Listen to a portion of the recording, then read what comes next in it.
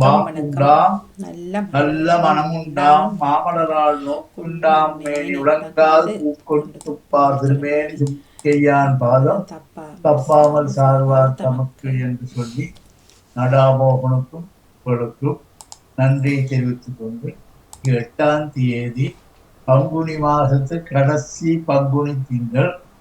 இன்று அமாவாசை. இன்று உலகத்திலே நடக்கின்ற பெரிய அதிசயங்களிலே ஒன்றான சூரிய கிரகணம். ஆனால் இந்த சூரிய கிரகணம் பல நாடுகளுக்கு தெரியாது. ஆனால் இன்று இந்த மோதிரம் மாதிரி, இந்த மோதிரத்துல இந்த கல் வச்சு இருக்குத்தானே, இது மாதிரி மோதிரம் மாதிரி நீ சூரிய கிரகணம் வரும். ஆனால் நம் நாட்டுக்கு கொஞ்சம் ஒரு 20% இருக்கு. ஆனாலும் அமெரிக்கா, கனடா போன்ற நாடுகளிலே எல்லாம் அது பார்க்கக்கூடியதாக அமையும். இரவு நேரம், நமக்கு இரவு நேரம், அவங்களுக்கு பகல் நேரம். சூரிய கிரகணம் முடிகிற நேரம் பாதம் 4ஆம் பாதம் முடிகிற நேரம். ஆனால் இந்த சூரிய கிரகணத்தை பத்தி யாருமே பேசவில்லை. இது பல 80-90 வருஷங்களுக்கு பிறகு இப்படி ஒரு சூரிய கிரகணம் வருது. இந்த சூரிய கிரகணம் வரும்போது சூரியனுடன் ராகுவும் இருக்கிறார், சுக்கிரனும் இருக்கிறார், சந்திரனும் இருக்கிறார். அப்படி இருக்கிற நேரத்துல இப்ப சில வருஷங்களுக்கு முந்தி நாங்கள் கொரோனா வரும் அப்படி எல்லாம் பேசினோம். ஆனால் இந்த தடவை அப்படி ஒன்றும் வரப்போறது இல்லை. ஆனால் பெரிய ஒரு புயல் அப்படி இல்லாட்டி வேறு வழியான ஜலத்தினால், ஜலகண்டம் சொல்லுவார்கள், ஜலத்தினாலேயோ ஒரு தீவிதாலேயோ ஒரு பெரிய பிரச்சனைகள் பல நாடுகளுக்கு வரப்பாக்கும். ஆனா ரோகதோஷங்கள் எல்லாம் அழியும்.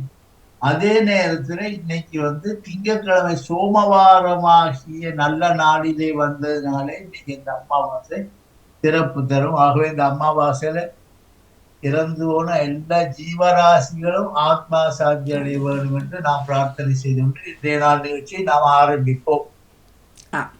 529வது வாரம் ஐயா என்று. சரி, வாருங்கள். லக்ஷ்மி அம்மா நிற்கிறீங்க, சுப்பிரமணியம் ஐயா அவர்கள் வாருங்கள். வணக்கம்.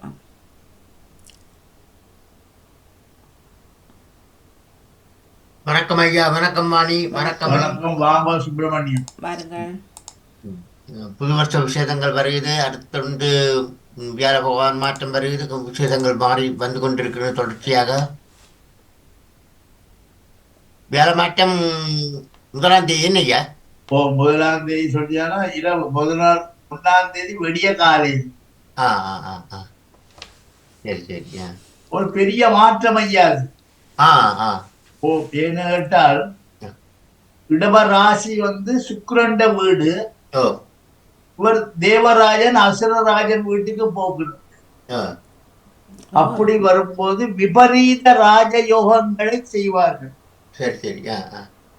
உதாரணமாக விருச்சிக ராசிக்காரங்களுக்கு, மகர ராசிக்காரங்களுக்கு, இந்த கடக ராசிக்காரங்களுக்கு எல்லாம் எதிர்பாராத பலவிதமான நன்மைகள், புதுமனை அமைத்தல், வஸ்து வாகனம், குழந்தை இல்லாதவர்களுக்கு எல்லாம் குழந்தை செல்வத்தை கொடுத்து தீரக்கூடிய காலம். சரி சரி. ஐயா, மிதுன ராசிக்கு கேது பகவான் 4ல் இருக்கிறார். 4ஆம் இடம் கன்னி ராசி தான் ஐயா. மலட்டு வீட்டுலதானே உட்கார்ந்து இருக்கிறா, ஒன்னும் செய்ய மாட்டோம். கன்னி, அதாவது இந்த ராகு கேதுக்கள் யாரு வீட்டுல போய் இருக்கிறாங்களோ அவங்களுடைய சுபாவம். இப்போ நல்லவர் ஒரு கெட்டவன் வீட்டுல இருந்தா அந்த கெட்டவனா மாறிடுவார் நல்லவன் இல்லையா? நல்லவன் வீட்டுல கெட்டவன் அவனும் திருந்திடுவான். திருடனால் பார்த்து திருந்தாவிட்டால் திருட்டை ஒழிக்க முடியாது என்பது போல இந்த கேதுக்கள் எல்லாம் தன்னுடைய சுபாவங்களை மாற்றி புதன் செய்வதை செய்வார்கள். நல்லது. ஆனா பொதுவாக 4ஆம் இடம் கேதுவுக்கு அவ்வளவு 4ஆம் இடத்துல கேட்க கொஞ்சம் பாதிப்பு எழுதுறதுக்கு வாய்ப்பு உண்டாயா? ஒன்னும் அவ்வளவு செய்ய மாட்டார் ஐயா. 4ஆம் இடம் சுகபோகஸ்தானங்கள் தானே செய்ய. புது வருஷம் அப்படி இருக்கும் ஐயா. புது வருஷம் அப்படி இருவாரம் 4ஆம் இடத்தை இப்ப குரு மாறி பார்க்க போறாரு தானே. மாறு வரைக்கும் 4ஆம் இடத்தை பார்ப்பாரு. ஓகே. அப்போ இன்னும் விசேஷம் தானே ஐயா. சும்மா இருக்கிற ஏகாதசி சாப்பாட்டுக்கு வட பாயசத்தோட சாப்பாடு கிடைக்கும். 4ஆம் இடத்தை பார்ப்பாரா? ஓ, இடப்படத்துல 5ஆம் பார்வை. 5ஆம் பார்வை. நல்லது. பலவிதமான சேவலாபங்களை தர வேண்டும். கண்டிப்பா. நல்லது. நல்லது கிடைக்கும் ஐயா. நல்லது ஐயா. சந்தோஷம் காய்ச்சது. தொடர்ந்து கேட்டுக்கொண்டிருக்கிறேன். புதுகுல வாழ்த்துக்கள், குருமாற்ற வாழ்த்துக்களை தெரிவித்துக்கிறேன். நல்லது ஐயா. எல்லோருக்கும் உண்டாவதாக. நன்றி, வணக்கம். நன்றி, நன்றி, வணக்கம். இன்னைக்கு நிகழ்ச்சியில எல்லாரும் எடுத்து பேசினாங்க. ஜெயநடேசன் நேற்று நம்மள டேவிட் ஐயா எல்லாம் சாந்தமாகவும் தற்குணத்தையும் கொடுக்கக்கூடிய சுபாவமாக பேசினார். எல்லாரும் மக்களுக்கு சாந்தப்படுத்தக்கூடிய நல்ல செய்திகளை கொடுக்கணும். என்னம்மா நல்லா இருந்து எல்லா நிகழ்ச்சி, காலை நிகழ்ச்சி பூரா யாரும் வராங்களாப்பா தொடர்ந்து பேசுவோம் நாங்க. வணக்கம் ஐயா. வணக்கம், வாங்க. வணக்கம் வாணி. வணக்கம், பாருங்கள். நலமாக இருக்கிறீங்களா? நல்லா. சரி, நலம் அறிய ஆவல். சரி, ஐயாவிடம் ஒரு கேள்வி ஐயா. இப்ப 2 சகோதரங்களுக்கு ஐயா ஒரே நாளில பூ புனித நீராட்டு விழா செய்யலாமா? தாராளமாக செய்யலாம்.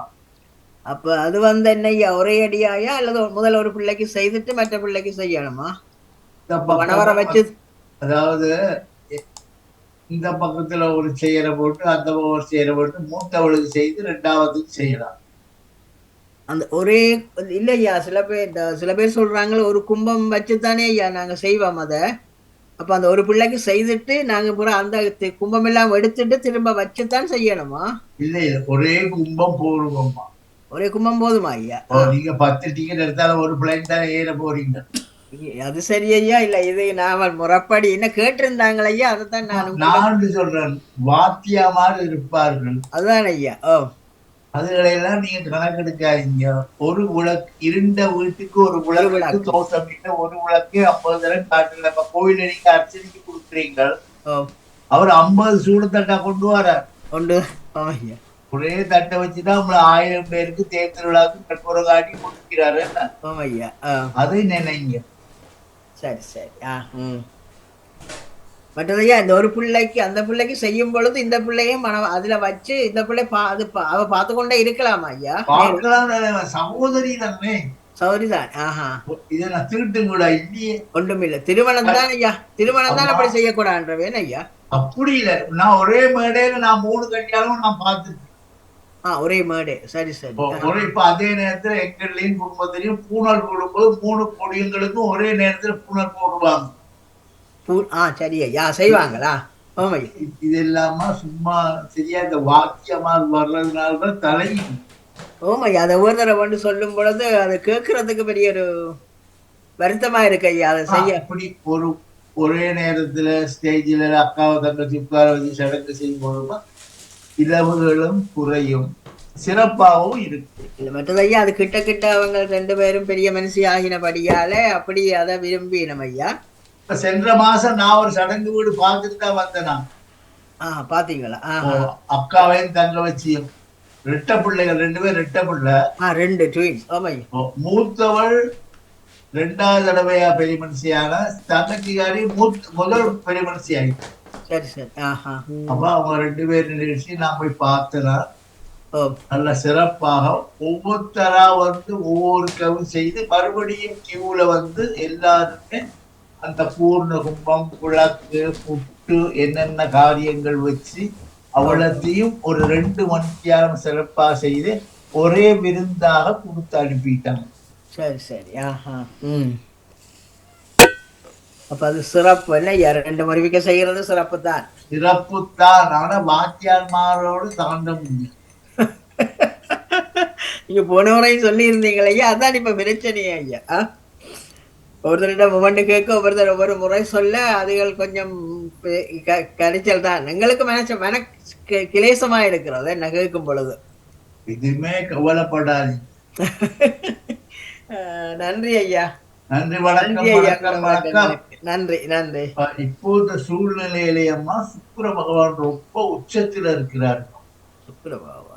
இப்போ ரொம்ப இந்த வருஷம் பிறக்கிற நேரம் மேட ராசியிலே சூரியன் உச்சம், மீன ராசியிலே சுக்கிர உச்சம், இப்படியாக இந்த பிறக்கிற வருஷம்தான் கொஞ்சம் பேரு அவ்வளவு விசேஷம் இல்லை. ஆனா அந்த பேருடைய செயல்பாடுகள், அந்த பேருடைய செயல்பாடுகள் படி பார்க்கிற நேரம் எங்களுக்கு எல்லாருக்குமே நல்லதை தரக்கூடியதாக குரோதி என்ற வருஷம் நல்ல நாமங்களை கொண்டிருக்கிறது.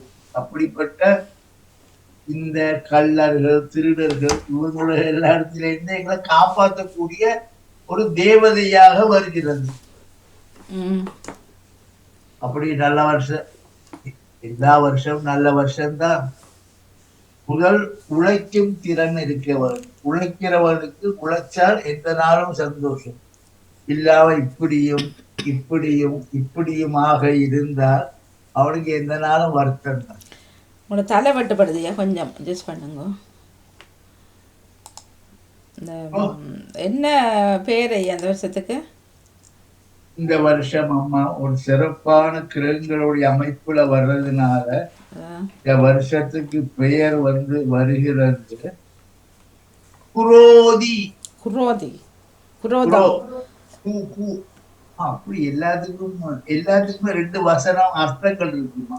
குரோதின்றது அந்த வருஷத்துக்குரிய, இப்ப துர்கா இருக்கு, காளி இருக்கு, வாராகி இருக்கு, இதுக்கெல்லாம் பேர் இருக்கிற மாதிரி இந்த இதுக்கும் கோரம் என்பது இல்லை. இப்ப மிளகா எரியத்தான் செய்யும், ஆனாலும் அதை என்ன செய்யறோம், 2 தேங்காய் துண்டோட 2 உப்பு போட்டு அரைச்சு எடுத்து சாப்பிடும் போது எவ்வளவு ருசியாக இருக்கிறது இல்லையா. அதுபோல இந்த உலகத்திலே குரோதத்தினாலே உள்ள திருடுகள் பயம், களவெடுக்கிறவர்கள், கொள்ளையடிக்கிறவர்கள், இந்த உள்ளொன்று வைத்து புறமொன்று பேசுவார், இவங்கள் எல்லாம் ஒதுங்கிடுவாங்க. நல்ல விளைச்சல் வரும், நாடு முன்னேறும், தொழில் வளம் நல்லா இருக்கும். எல்லாருக்குமா சேர்த்து இந்த பங்குனி மாசம் முடிய 13 14 கேட்டுக்கொண்டிருக்கிறாங்க வருஷம். அது வேற பிரச்சனை போகுது. வருஷங்கள் அனைத்தும் எப்பவுமே எல்லா வருஷங்களும் எல்லாமே நல்லதுதானம்மா. நாங்கள் நல்லபடியா நடந்து கொண்டால் சரி. யாரும் வராங்க, நம்ம பேசுவோம் நிறைய. ஐயா இனிய வணக்கம். காலை வணக்கம், வாங்க.